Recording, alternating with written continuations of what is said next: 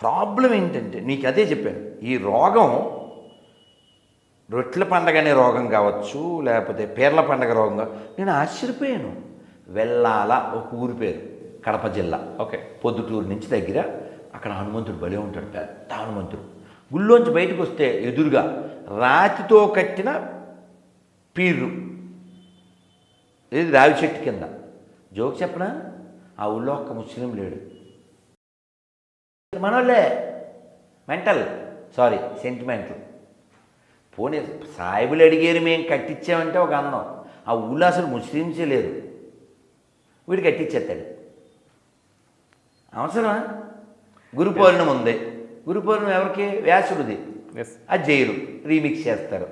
December 25 గురించి బైబిల్లో లేదు, అది సెలబ్రేట్ చేస్తారు.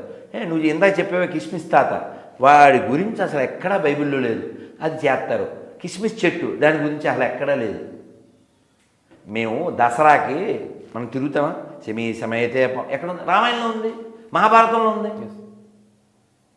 మేము మా శాస్త్రాన్ని ఫాలో అవుతాం, నువ్వేమో దాన్ని అవమానిస్తావు.